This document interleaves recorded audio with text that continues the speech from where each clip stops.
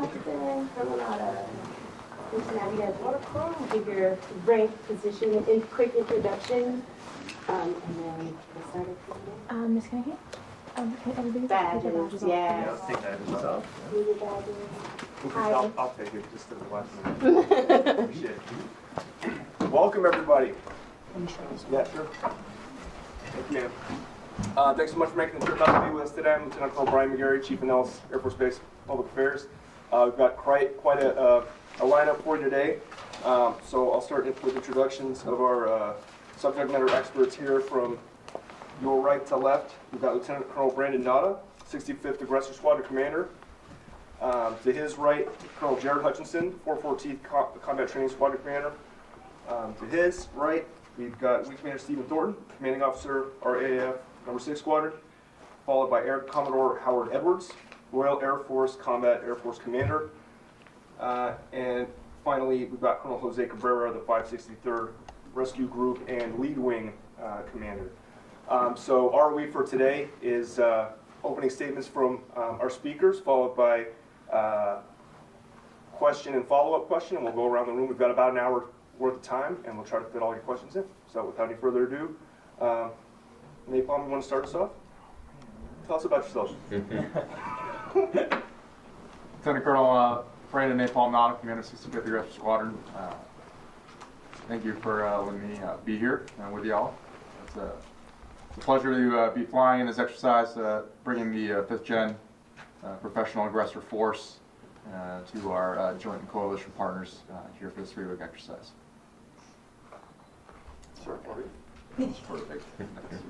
Good morning. I'm Colonel Hutchinson, Commander of the 414th, and I want to thank you guys for coming here to Nellis to report on Red Flag 23-1, which is really one of our premier events that we put on every year.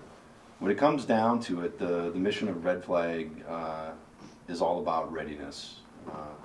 And the way that my squadron ensures readiness is by developing both relevant and realistic combat scenarios to train our Air Force joint and coalition warfighters.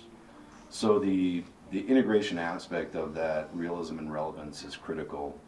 And then on top of that, we design this scenario that is contested, integrated, and operationally limited. When all that comes together, I think we put on the best advanced training event in the world.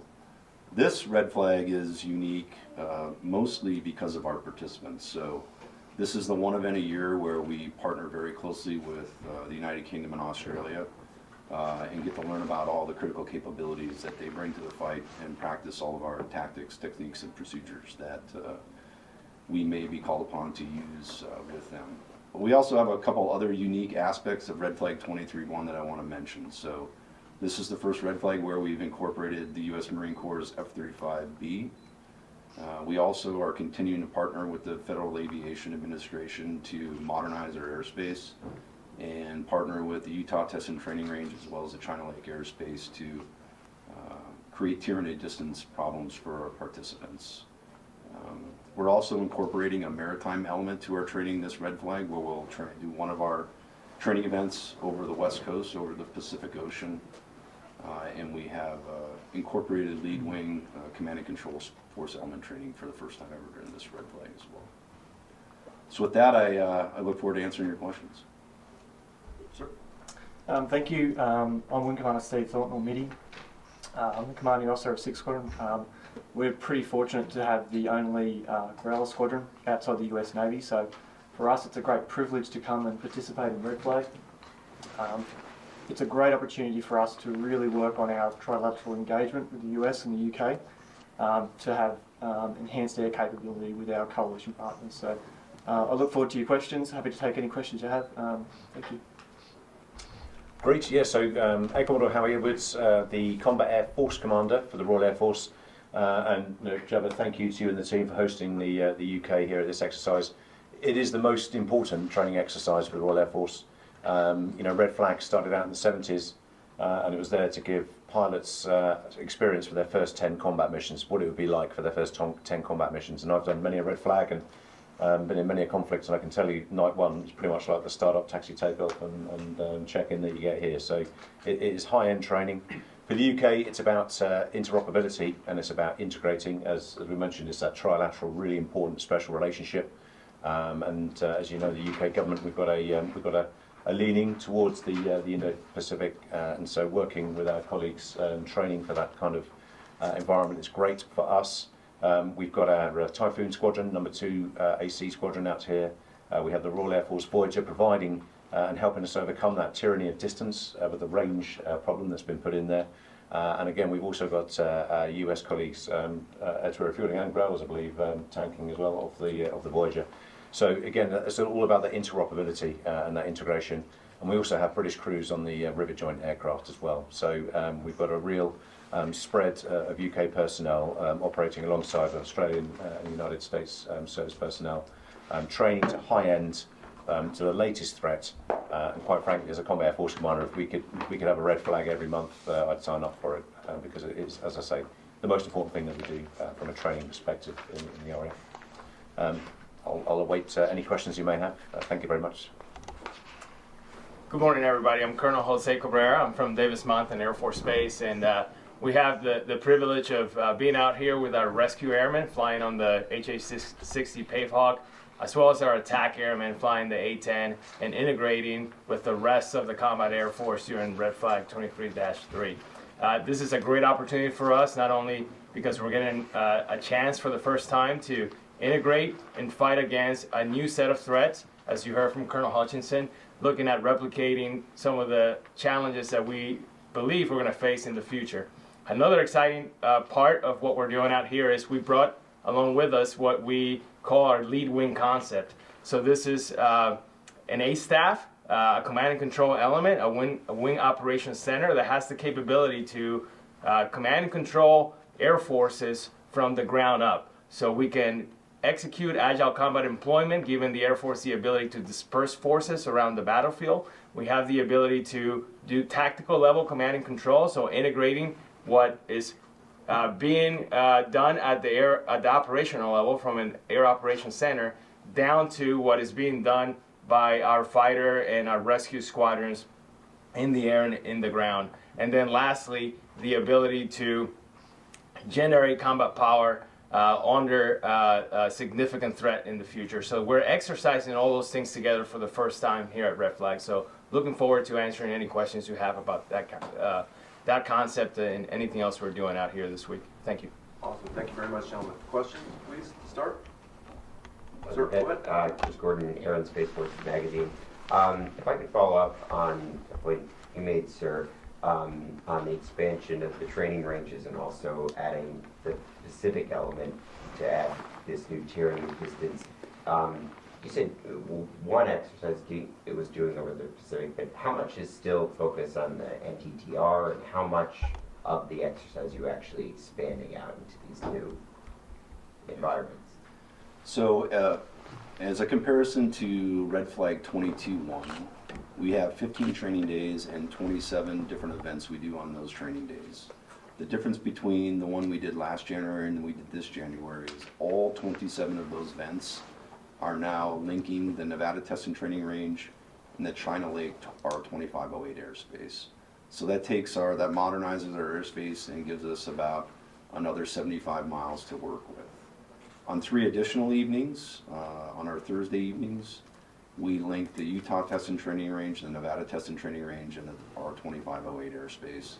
And we expand those training events from 90 minutes to 3 hours. And then for the first time ever tomorrow, we are going to attempt our ball in the Whiskey 291 airspace off the west side of the Baja Peninsula in San Diego. And that'll be a 1-hour ball as well.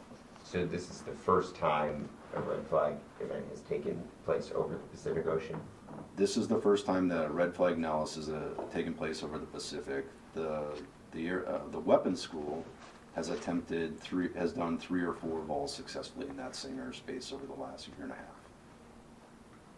Awesome. Brian?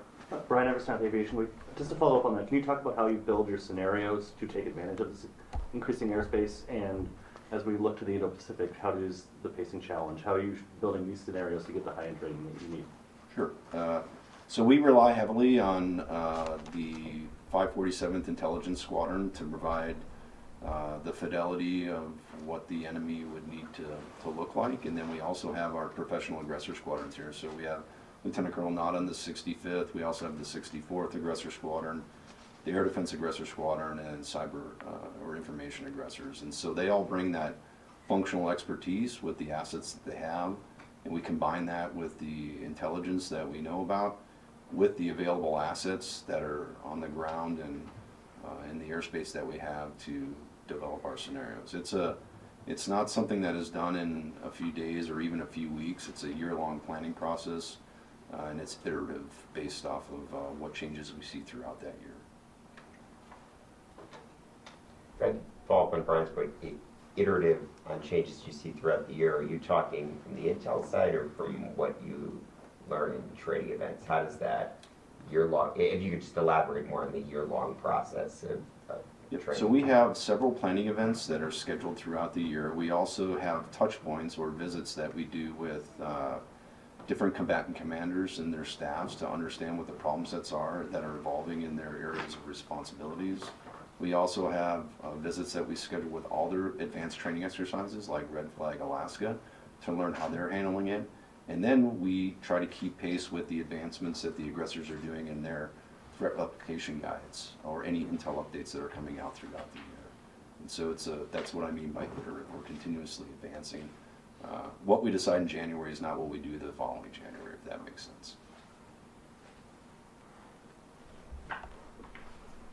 On the international side, how do you pick who gets to come? How do you pick which capabilities to bring and what you want to train?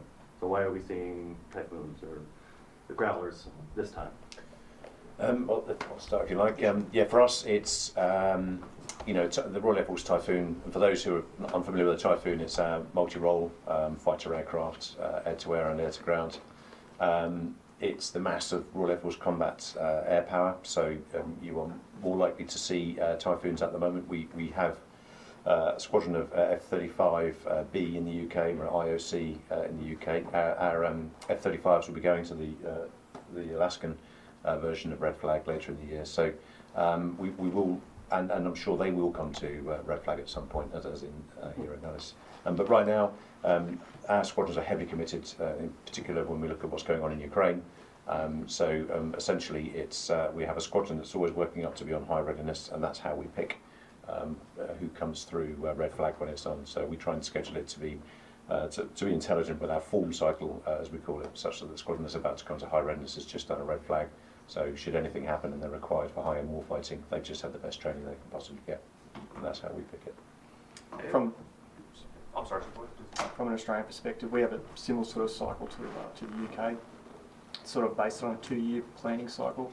Each of the fighting squadrons will have a rotation, and it's a way to share the opportunities. It's not easy for the Australians to come to US, continental US for exercise. It's quite time consuming, financially costly. So we work through, each squadron generally gets a rotation, so they will all get a look at a high-end warfighting exercise such as Red Flag or Red Flag Alaska or a similar equivalent sort of exercise. So that's not to say multiple units won't come back years after year, but it's generally shared amongst the group, the FEG, so that each one gets an opportunity. Same for different FEGs, that they might have more often visits to Red Flag, just as the opportunities arise for their FEGs. David. Hi there, I'm David Rosa with Task and Purpose. Thanks for chatting with us today. I have a question for Colonel Cabrera. I know a lot of the rest of these folks will be doing lots of air-to-air things, I imagine, throughout Red Flag, but what does the day look like, the average day look like for the rescue and attack guys? Are you going to be like simulating down pilot recoveries every day? What does that look like? No, absolutely, yeah, great question. So one of the great things about the way the 414th sets up scenarios is that everybody gets an opportunity to exercise their specific decided learning objectives for the flag. So in our case, there are scenarios that include unlucky jets, airmen that in the fight, whether it's the previous day's fight or the current fight that we are exercising, are shot down, and then our rescue airmen have to integrate, force package with the rest of the players and go execute a personnel recovery mission. Similarly, on the A-10 side, they play a significant role in the combat search and rescue mission as mission commanders. So they're heavily involved in that process. There are strike missions, dynamic targeting missions that play right into the learning objectives of our A-10 squadrons that are out here. So it is all well integrated and not simply just an air-to-air fight. Gotcha. And I heard that they're Red Flag, at least at Nellis, is trying some new JP jumper training where downed pilots will kind of have to kind of fight for them, not fight for themselves, but survive on their own for an extended period of time for a while. Is that happening at this Red Flag as well? Yes, there's definitely some of that being incorporated here, and the reason why and why we continue to exercise evasion periods that are extended is because the future threat dictates it.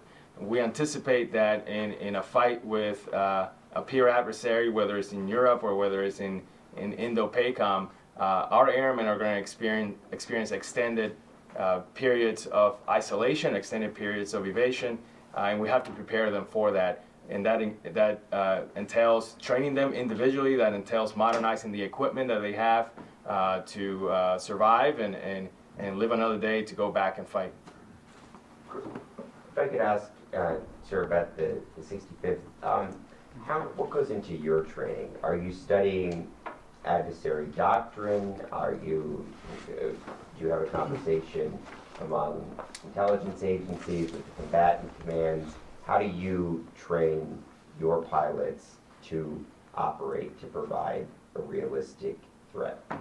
Yeah, so across, really, just not just for the 65th, but for all the aggressor squadrons that we have touch points throughout all the intel community agencies that we repeatedly link back with to continue to update and iterate what we're asked to provide for whether it be Red Flag or for the weapons school, for anybody that asks us to help train them and increase their readiness.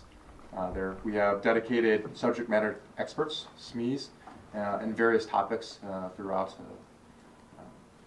what we look to do, whether it's a fighter, specific fighter type of SME, or a missile type of SME, or even a doctrine SME, or a tactics SMEs. We have all those trained, and they go through a very rigorous process, about 3 weeks, where they are solely dedicated to just learning that topic there, and then they're tasked to basically brief that at least monthly to multiple different entities right here on base, or we'll go do outreach type of trips, whether to Alaska or just different bases throughout the United States or even Europe there. If I could follow up on that, obviously you're flying F-35s, you're flying an American aircraft or coalition aircraft. So to accurately replicate a threat, it's going to have to be, training-based, doctrine and tactics-based, because I presume you're putting off what an American jet would put off. So, what's the mindset that you have to get in? Do you have to sort of break the mindset that you're a United States Air Force pilot and think like you're blank adversary? I just want to, if you could expand on that element. From a mindset standpoint, there's a little bit of that element of, you're not on traditionally the blue side or the United States or partner side there, in that you have to be willing to, we call it punish an error or a tactical error to provide a lesson there. But at the same time, we have to. Well, that's a mind shift change. I trained my guys, and all of the aggressors there were trained to execute as if we were a potential adversary. Which, in reality, when you throughout time, you see the commercials or the movies. There is that they're just like us. They're just taught differently or brought up differently there. But the actions there that you do are just inherently still. I'm going to do the best that I can to fly or to fly the mission that I'm given there. my mission or our mission as aggressors doesn't happen to be from a adversarial training aid standpoint. So you still flying the Air Force? I mean, when you say you fly it to the best of your capability, the best of your capability is how you would go about it as an Air Force pilot or as a possible adversary pilot? I mean, what's... Yeah, so we take all with our intelligence community, and then with our subject matter experts, and then just our inherent knowledge of the potential adversarial threat there. We apply what we think they would do, again, then to the best of our ability. Right. Okay. Can I just follow up with a couple of technical questions? Are you flying Block 3s? That's what Yeah, we have Block 3 F-35s. And what's, like the F-16, the Aggressor, they have like the angry kitten pod, like what kind of capabilities do you have on the F-35 to throw off threat replications to the Blue Force? The unique thing about the 65th Aggressor is that we now provide a stealth capability there that we know that potential adversaries are developing. So we not only will replicate that versus an F-16, not really able to replicate the stealth aspect. From an enhanced avionics standpoint, we're able to offer those capabilities as well, not only just from a singular platform, but from a network type of connectivity there.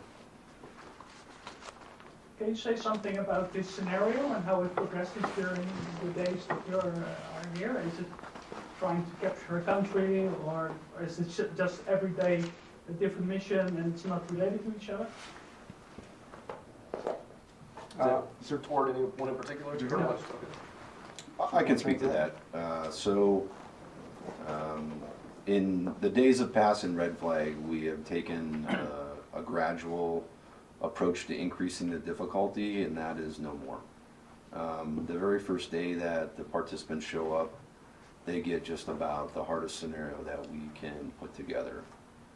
In general, our scenarios have become much less of individual mission set focused, and now, just like Colonel Cabrera said, we do almost all of the mission sets all the time. And so, for an example, where you may have heard terms like a defensive counter-air vol or an offensive counter-air vol, now there are all of those elements combined all the time. So the Blue participants will be tasked to defend 5 critical assets for 90 minutes. They'll also be tasked to go destroy 10 to 15 of the enemy's critical assets. Every training period, they'll be tasked to destroy the enemy's simulated integrated air defense system every time that we go out there. And they'll also be tasked to fight the most advanced Chinese air threats that are available every single time they go out there. Good morning, Boyd with AIRBOYD. With the unveiling of the Raider, do you foresee an autonomous version of Red Flag in the future where you have integration either on the blue side or the red side for whatever threat that's out there on the other side where they're doing autonomy? It's a great question, and what I'll say is that Red Flag has always had participants that are representative of the capabilities that are in not only our own Air Force, but our allies' Air Forces. And so I definitely see a time where if those capabilities are fielded, that they'll participate in Red Flag. Chris? Can I follow up on the integrated air and missile defense? Talk about simulation. Well, obviously you're not firing SAMs at aircraft, but how much, in terms of the quantity of, a SAM threat, you're not going to have as you would going into a country. How do you try to simulate the SAM threat? Is there sort of a limit on what you can practically do just in this sort of environment? So the Nevada Test and Training Range has a lot of really incredible capabilities, and if you were to match the Nevada Test and Training Range up to what a warfighting area may look like, I think it is relatively representative from a quantity standpoint. As far as the ability of us to be able to replicate and keep pace with the newest things that our enemies are fielding, I think that is where we're lacking a little bit. But we do have a lot of threat emulators on the range that can provide the signals that we will fight for real. Well, let's to go back to the conversation earlier about the rescue. So it's kind of an interesting time for the community. You're not doing Afghanistan or Iraq anymore. Now you're getting ready for a high-end, long-range Pacific fight. How can you train with PAPOCs and A-10s to rescue a pilot in a world where an F-22 and F-35 is shot down? I mean, that's a very high contested area. How are you getting to this high-end training now, and how can you think about what rescue needs to do in the future? No, great question. And part of the plan that we have been tackling over the last year is to do the mission analysis and understand what are the threats in Indo-PACOM, what are the different ways that we can go about mitigating those threats, and can we innovate by developing new tactics, techniques, and procedures that maybe don't necessarily rely solely on the capabilities of the current platforms, but look at different ways of integrating the joint force, look at different ways of approaching the problem. So to answer your question, we are now in a rapid TTP and capability development phase for the combat search and rescue mission that will integrate our current capabilities, but also will look at fielding new capabilities. Part of that being the new HA-60 Whiskey that is being fielded to replace the Pavehawk. Part of that is the modernization that we're doing with our HC-130 Js that have been recapitalized over the last couple of years. And then also a lot of innovation with our Guardian Angel teams bringing in new capabilities that are being fielded day to day. Long story short, we believe that we have many different ways of approaching the problem, but we have to exercise them, we have to put them into practice and develop the TTPs for them. Hannah King, British Forces Broadcasting Service. Probably one for you, Colonel. Who can participate in red flag exercises? And in recent years, have you had any nations new to it that have joined? So in our 48-year history, we've had 29 international participants in red flag. I am not aware of any new international participants over the last 3 to 5 years. To be honest with you, the decision on which of our allies and partners get invited is handled at a much higher level than my level. And I imagine it's an air chief to air chief request or an embassy to embassy request. And I know our closer allies are on a much more persistent and consistent battle rhythm as far as when they show up, for example, with the United Kingdom and Australia. I think we work both ways, invited by you and a country that might want to come and join. Yes. Yes, and we also have agreements with the United States Air Force's Europe Warfare Center, where my squadron supports some European exercises as well, from an administration standpoint of the exercise. So right there. Good morning, sir. It's Bayou Aviation Magazine. My name is Mike Williams. As far as from a maintenance standpoint, are the air crews are being allowed to cross-train in a sense, as far as like Typhoon pilot crew members going to the F-35 and vice versa? Not here for the UK, but on other exercises we are. In the UK, in the Royal Air Force, but especially if you imagine how many allies field the F-35 now. And it's something we used to do back in sort of the Cold War days, was cross-service each other's aircraft, and it's something that certainly as the Brits were looking to do. And in fact, we're on a NATO air policing exercise up in Estonia, operation up in Estonia. And we'll be working alongside the Luftwaffe and cross-servicing and managing each other's Typhoons and Eurofighters. So that's something, for us, that's a force multiplier. I think we're going to see in the new era a lot of what we call dynamic force employment or agile combat employment, and I think it's going to help if we can all cross-service, in particular F-35, if we can get people cross-servicing platforms. It's going to be a real benefit to all forces concerned. But that's the UK position on it. If I can pile on board, we probably don't do as much as we should from a maintenance perspective, but what I would say is in the red flag context, our maintenance workforces have been up and down the flight line. So we've had F-35 Bravo Marines coming doing non-destructive testing on some of our components to make sure that we can get our aircraft back in the air.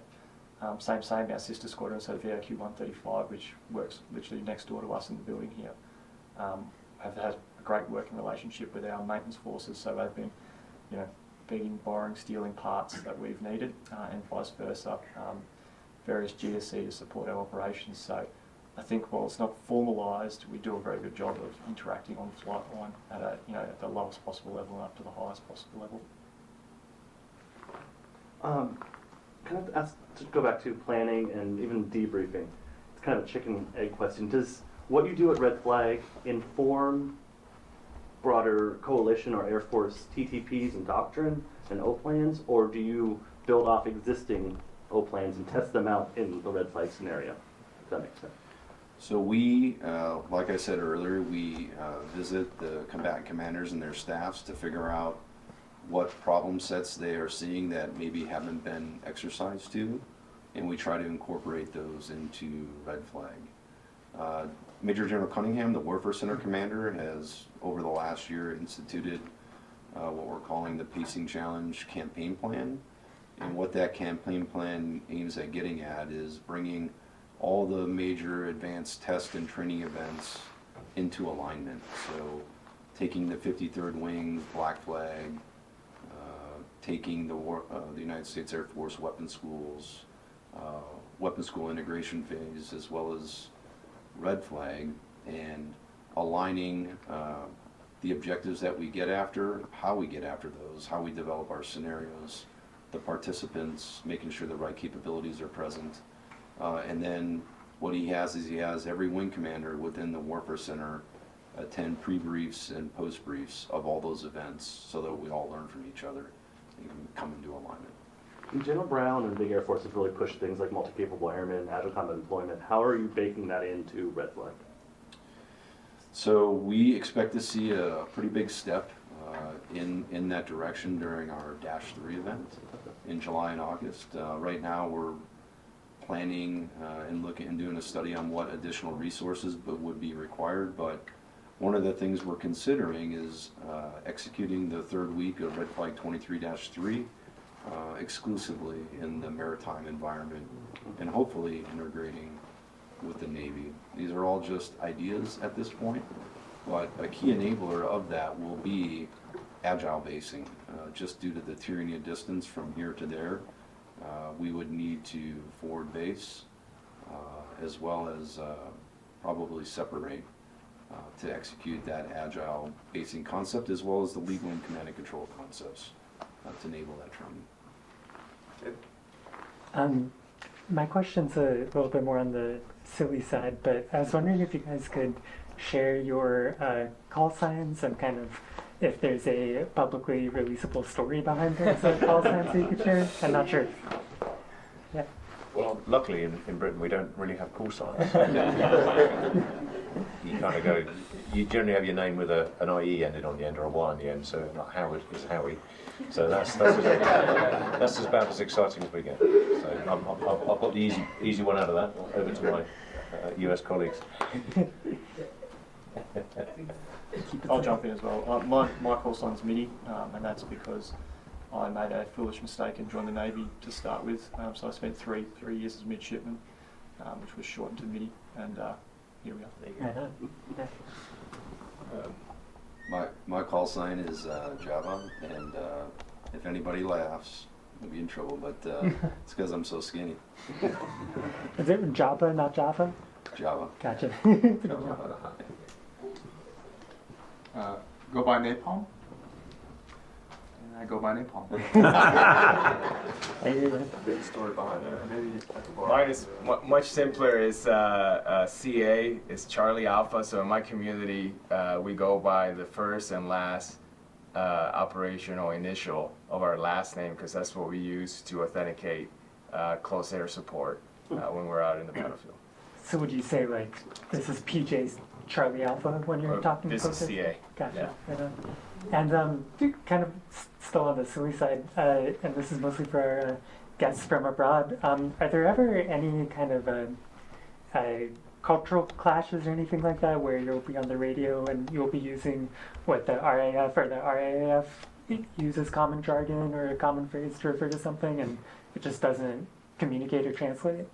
I think I used to be when I was a squadron commander, I had a US F-15 exchange officer backseater, and hearing him trying to, when we were doing close air support training in Wales, trying to hear him pronounce some of the British, so Gloucestershire, which is Gloucestershire to an American, and so some of the just some of the pronunciation names, but otherwise actually, because we've worked and fought alongside each other for decades, we speak a common language, and in fact, quite the opposite. I've found it, when the RAF have RAF-only exercises, I found it quite alien, because I was used to fighting in a coalition context and not in there. So I was used to almost coalition speak rather than standard Royal Air Force doctrine. So yeah, it works both ways. Yeah, I'd agree with Sir.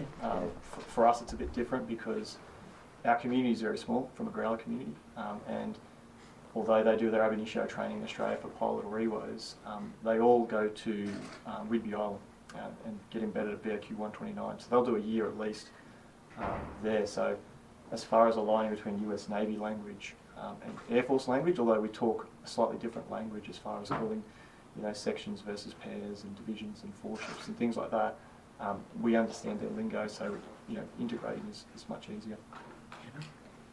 A language question, but not operationally. When you're operating, you all communicating voice, data link, like steam metal.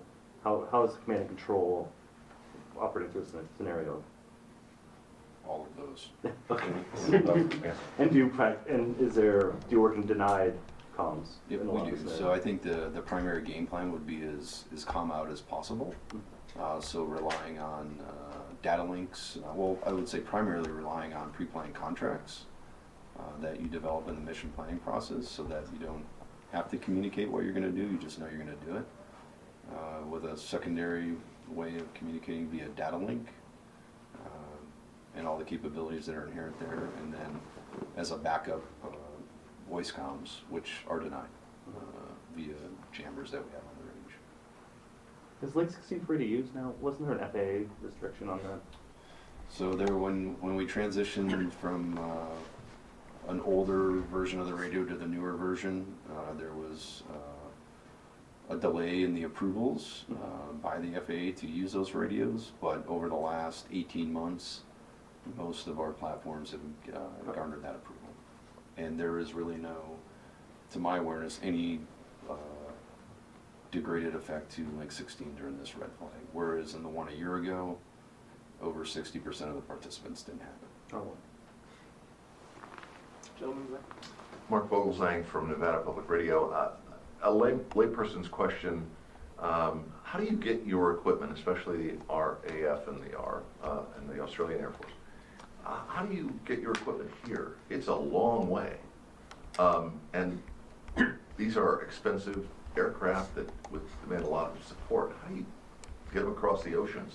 Yeah, I mean, it's harder for the Australians than us, but it's where refueling. So our Voyager aircraft, which is an Airbus, based on an Airbus A330, we bought, we've got about 7 aircraft here, so we can get our engineers and maintainers on board there, we can get some spares kits on there.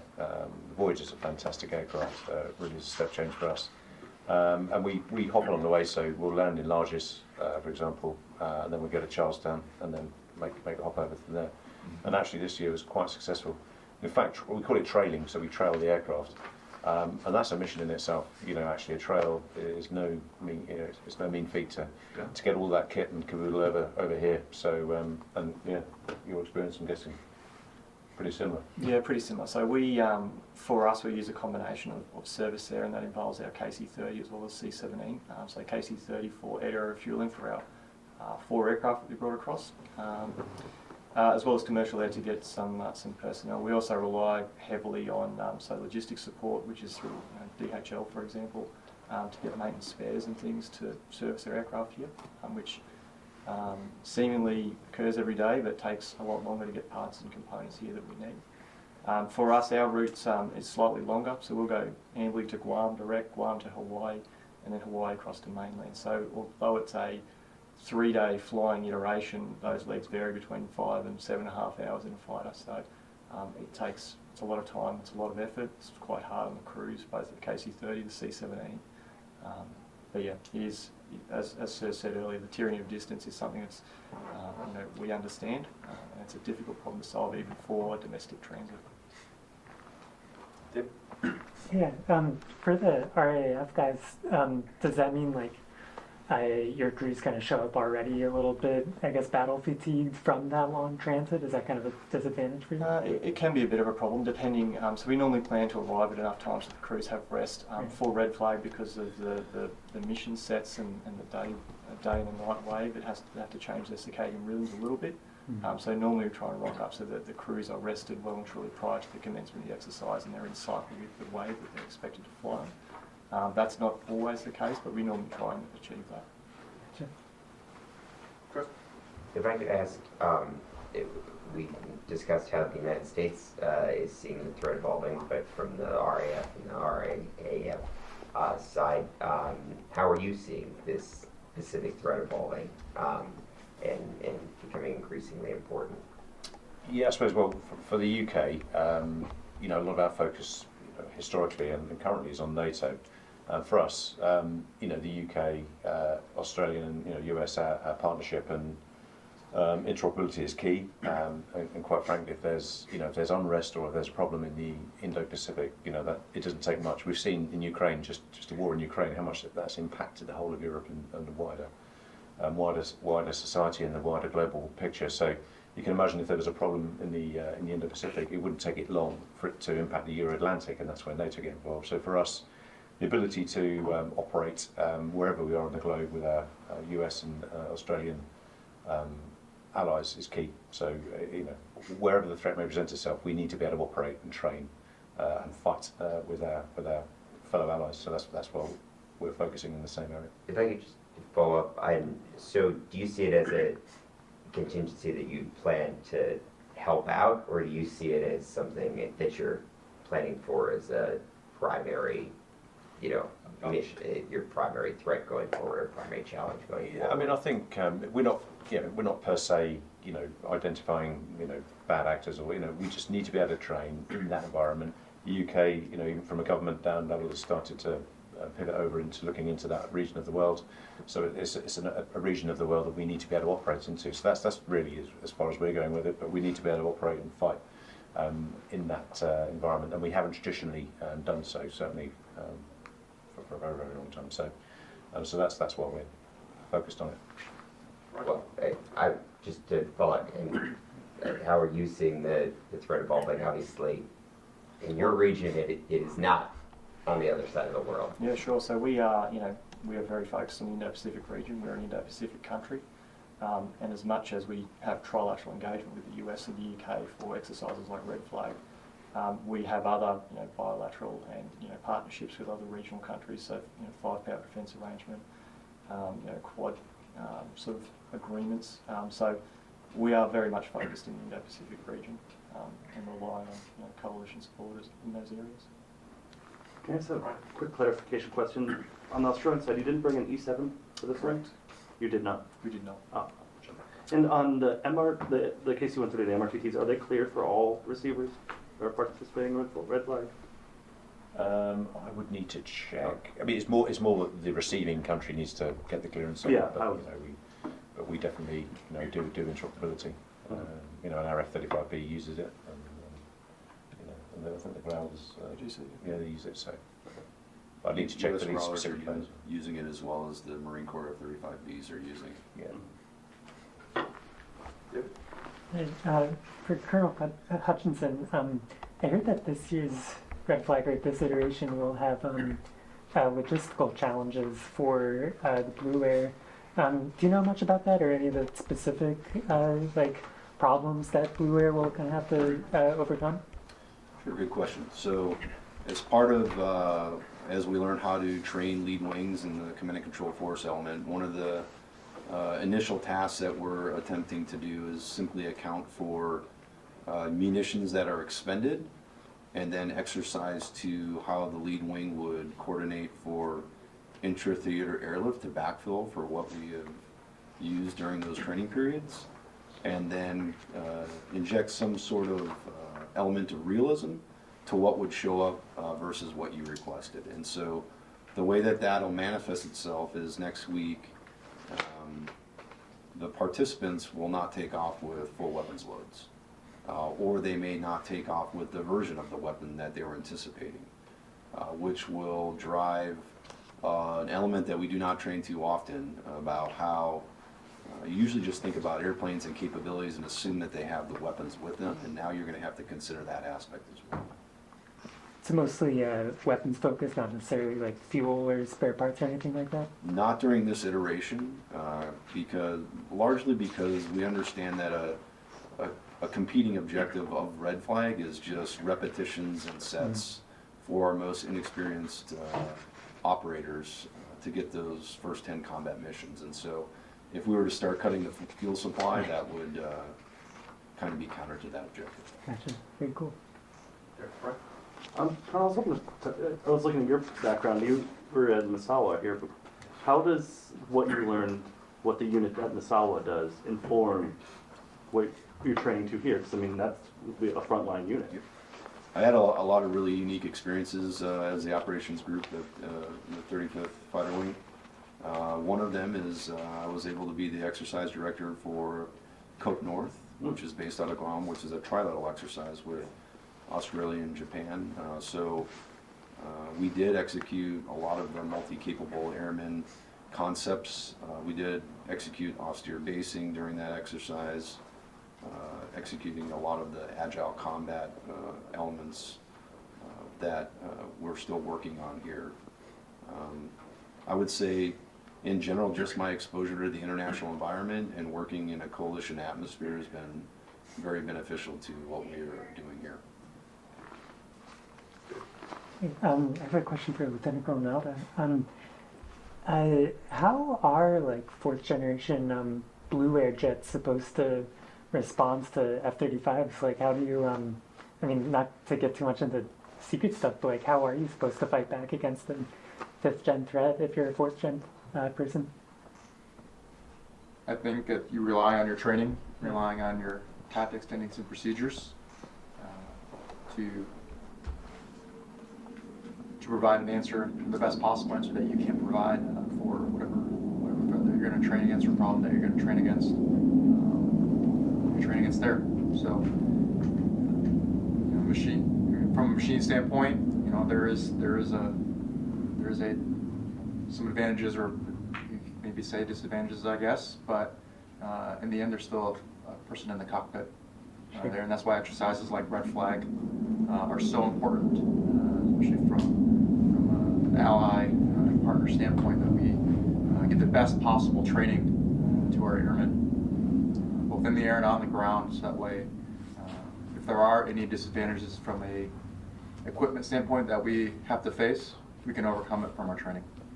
Sure. And I guess that being said, is there a friendly competition between the 64th and the 65th in terms of like a kill count of Blue Airs? Does it work like that or not really? No, I don't. We don't have that type of competition between my squadron and the 65-1 at all. Well, no, seriously, we're here to provide the best possible training. The number of quote-unquote kills that we get airborne is not an objective whatsoever. There, it is my hope that if those numbers are high, that that's why we're all here. That we stick around after the debrief when we talk like why did this happen? Mm-hmm. There's maybe the next day it's a little bit less. My end goal is that none of them are. We don't get any kills. That'd be outstanding. Sure.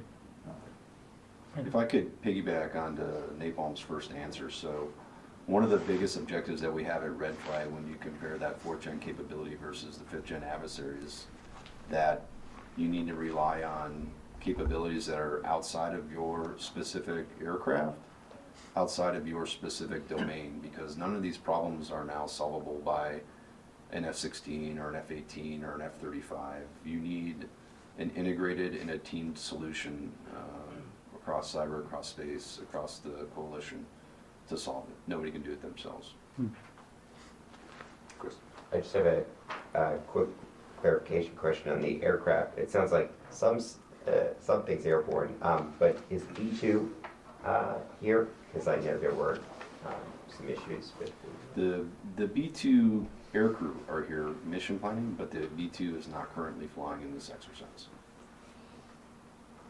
And what we're doing is we're injecting B2 virtual tracks into our system so that they can be planned, executed, and debriefed to, but there's no actual B2s flying.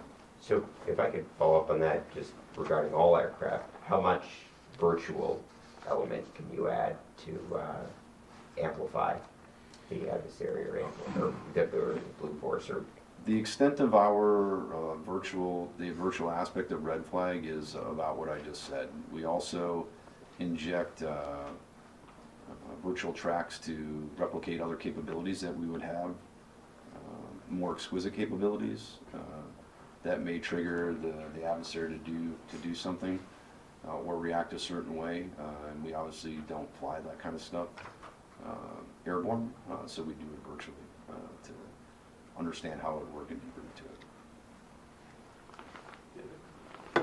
Yeah, Colonel Cabrera, going back to the CSAR stuff, as part of like trying to test different solutions for working in such a contested environment, I guess as an example of that, like, okay, down to pilot, you're going to have to come to us a little bit, like you're going to have to move farther out of the non-permissive environment. Like, is that one of the solutions that you guys are working on? Yeah, absolutely. So that's a great example. So our ability to affect somebody's recovery may be mostly influenced by that individual's willingness and capability to get out of the immediate threat, right? So that's part of how we're approaching the problem. That's actually a pretty significant part, is we're modernizing the equipment across the Air Force that isolated personnel will have in a future conflict. We're improving the type of survival evasion training that they're receiving in their initial training pipelines, and we're introducing these types of environments early on at the wing level. They're seeing it here at the red flag, and we continue investing into modernizing what we call isolated personnel capabilities. So that is one of the most significant aspects of how we're getting after that future threat and doing combat search and rescue in Indo-Pacific.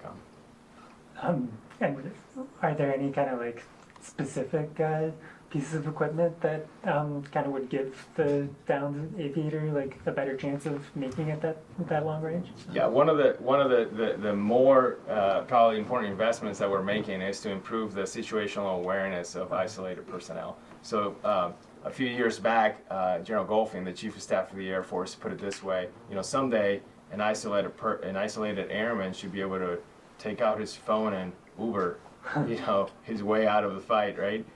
Obviously, that's a stretch too far where technology is today and the capabilities are, but that's a good example of how we can integrate things as personal devices that increase situational awareness of the threat, increase situational awareness of the environment to improve the ability of that individual to survive and evade. How does red flag have injects from the Air Force's ABMS effort with DoD's whole broader JADC2 type modernization effort? Have you started taking in anything coming out of that? No.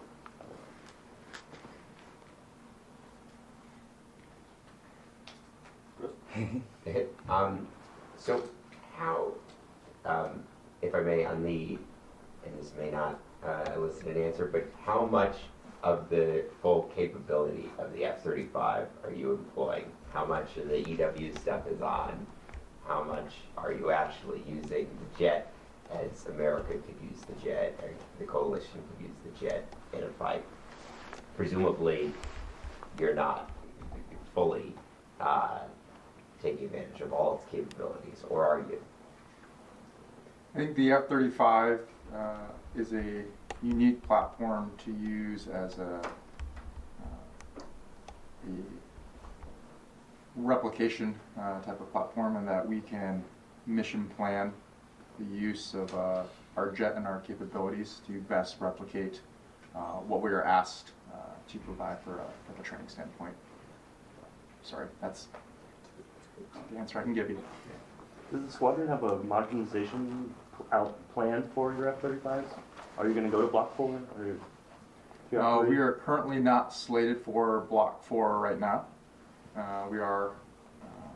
The plan is to gain more Block 3 jets there down the road, and also increase our pilot and our manning capabilities there. We also currently share jets or fly the same jets that the weapons school flies. So there is a possibility that we would fly a Block 4 aircraft, but as far as organic to the 65th, only right now that is not the current plan. Are you still on Alice? Or are you using the Odin? Alice. Just follow up, how many dedicated F-35s do you have? How many are shared? This one currently has 2, the painted ones that maybe you've seen around right now, and then all the rest of we also fly more than 2 jets sometimes there, so we'll utilize the 6 weapon school jets to go fly. How many are out here? They have about 24. Flying in this? We have 24 to choose from to go fly, but. Can you give me a number on the amount of flying in? What that we're doing for this exercise right now? 35. My guys are flying 2 sorties each training period. There's 2 in the day and 2 in the night. How are pilots selected to be aggressors, and what's the extra training you get before you can be an aggressor? As far as from a selection standpoint, we look to, if we can gain experienced pilots there, because we are changing a little bit from a tactical perspective of how we fly there. So we want to take experienced guys, so that way when they go back to a combat unit, that the 3 years out of it isn't as much of an impact there, but. We're still actually developing that process now, because I currently only have 3 active duty and 1 full-time reservist in my squadron, and we're looking to continue to build that. So we're actually exploring that process currently. And what's the training to become an aggressor? You have to go through. You have to be qualified in the F-35. Yeah. So all the qualification courses that everyone who goes to fly a fighter would do. As expected there, and then once we show up to my squadron, we'll have a mission qualification program that's tailored to what we do as aggressors. So it's the SMED program that I talked about there. It's that really giving the advanced knowledge of potential adversarial capabilities that maybe you don't focus as much on in a frontline unit.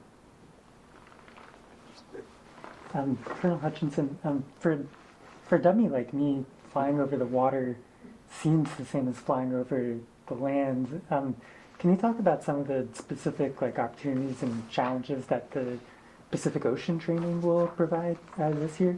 Sure. So admittedly, this is a small step forward, what we're attempting in tomorrow. But make no mistake, the logistical challenges are real. The tyranny of distance, you can't just hand wave solving that problem. And so, for example, this red flag traditionally is resourced with 4 air-to-air refueling assets. And in order to take approximately 1/3 to 1/2 of the red flag participants to Whiskey 291 tomorrow, will require 10 air-to-air refueling assets. And so just the coordination with the Federal Aviation Administration, specifically LA Center, and they've been great partners to us. Getting to and from that airspace is a feat in itself. Then coordinating all the potential maintenance limiting factors that could happen with air-to-air refueling fallout. Coordinating with bases in California that could potentially catch us, fix our airplanes if they break, get us back so that it doesn't impact the repetitions that we're planning on follow-on days. Working with the U.S. Navy to deconflict the activities that they have in that airspace at the same time. So one of their carrier strike groups is doing initial quals tomorrow, and so we're having to work with them to deconflict and just learn how to speak Navy, so that next time we attempt this, we can not only use the airspace, have the refueling assets to get there, but conduct integrated mission planning, integrated execution with the Navy, and then debrief it as well. Gotcha. So it's not so much that the flying over the water is too different from flying over land, except you're talking with more Navy folks, but just getting there is kind of the main emphasis. It is a major problem. And then the realism of being able to use those naval assets to replicate Chinese surface combatants, which is a really formidable task that we are only starting to figure out how to solve. So do you imagine creating like maritime strike missions? Yes. Yeah, that will be the objective. Got time for about 2 more questions? Anyone's teed up? That'll be the objective, or so future? What's the maritime mission going to look like tomorrow? So the maritime mission tomorrow will be a defensive counter-air mission with small offensive counter-air elements in it. So the defended assets will be a B-52 that is employing standoff weapons, as well as our air refueling assets and our airborne warning and control center. So the B-52 will have the offensive component of it, where we have to get them to a contested area where they can get within range of their standoff weapons to launch against pre-planned targets that are on land. And related to that, we hear big Air Force talk a lot about when they're looking at modernization, that the enemy can really reach out and touch farther for tankers, for C2 assets. How are you working protecting tankers and the other high-value assets into your scenarios? So that's a great question. That's one of the reasons that we're going to this airspace, is that in the Nevada Test and Training Range, there really isn't room for our high-value assets to execute their tactics that they would use to run away when they're threatened. And so that is one of the things we're going to execute. Well, we're going to practice 2 tonight when we go to Utah, as well as we're going to practice 2 tomorrow, where they'll have upwards of 100 miles to extra to use to relocate, to survive, and then reset their locations to support the fight. Gentlemen, that's about all the time we've got. Do you want to end with any parting statements? Good to go. David, do you have one more, or so I have a hand go up?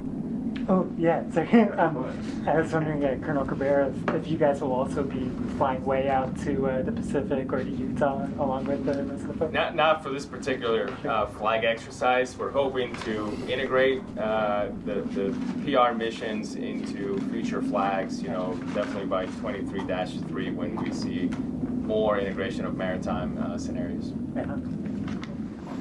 Well, thanks very much, gentlemen, for your time today. I know you're very busy and you got war to fight. So, ladies and gentlemen, our panel, and thank you very much. That's it. Thanks so much for having me. Thank you. Great. Thank you. Very helpful. Thank you.